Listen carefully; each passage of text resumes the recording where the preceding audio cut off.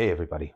Astronomy Magazine was founded in 1973 by Steve Walther, a young Wisconsin astronomy enthusiast who wanted to share his passion for the night sky with a broad audience. From its very first issue, the magazine combined practical observing guidance with feature articles and space and science reporting, and quickly found a loyal readership audience. Sadly, Stephen Walter passed away suddenly from a brain tumor in September of 1977, by which time astronomy was already described as the world's most beautiful astronomy magazine.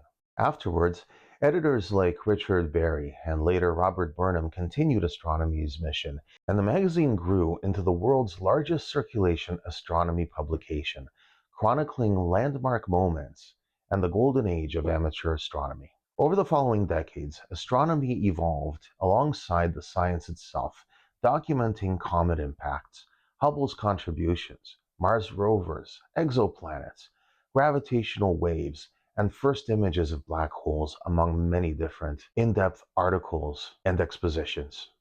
My family immigrated from Poland to Canada in the early 1980s. We started a new life here with very little, and so it meant a great deal to me when my parents gifted me with a subscription to astronomy in 1985. I very much looked forward to each issue, poring over articles and the sky this month, and spending hours under a dark sky with my small refractor telescope huddled with a little flashlight over the star dome.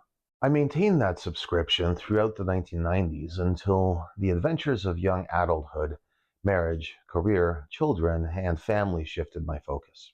Decades later, my wife, knowing my love for astronomy, bought me another subscription, and once again I eagerly awaited new issues every month. Astronomy Magazine has featured prominently in many of my videos, most recently the January 2024 issue, which I have been drawing a lot of inspiration from my imaging challenges.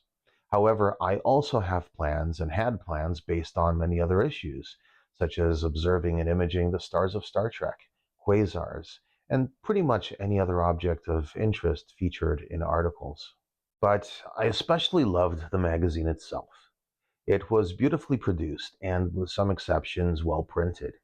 I would always pack a few issues when traveling to star parties, camping, or heading out to dark sky locations with my telescope. Reading astronomy under the stars just always felt right. Which brings me to the point of this video.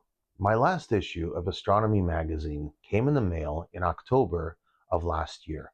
That's 2025. I had not thought anything of not receiving November or December issues because we were in the midst of a postal strike and the mail was generally not being delivered. However, since the strike ended and the magazine had still not arrived, we became worried and reached out to support. And here's what we received back. Thank you for contacting Firecrown Media. We are delighted to assist you. The last physical copy you received was the last, as we are no longer issuing hard copies to customers in Canada or foreign countries. The subscription is now fully digital. Now, this made me a little sad. I like physical books. I enjoy print media. My kids have Kindles, but it's just not something I think I would enjoy as much as holding a tangible book or magazine. Also, like everybody, I spend enough time reading news and other articles online, not to mention having a career which has me looking at screens all day. I very much enjoyed kicking back with an actual magazine for a few hours every month. So, if you are like me and you are wondering what happened to your subscription, well, now you know. Side note, I was never notified that the magazine was going digital outside of the US, and I had another year paid for the print version, which was a few dollars more than the digital magazine. I can't fault the magazine if this was an economic decision brought by changing times and new pressures.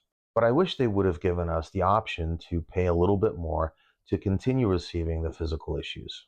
So at this point, I don't know if I'm going to keep the digital subscription beyond the time that is left on mine. I have recently activated my online account, but I can't say that I'm as excited about clicking through the digital edition. It's a fine product, to be sure, and the articles have not changed, but I can't help feeling that something substantial has been lost. For now, I'm saying goodbye to Astronomy Magazine. I hope to see you again one day. If not, then thank you for all the years of memories, articles, product reviews, star charts, and inspiration. Your physical presence will be missed. That's all for now. Thanks for watching, and clear skies.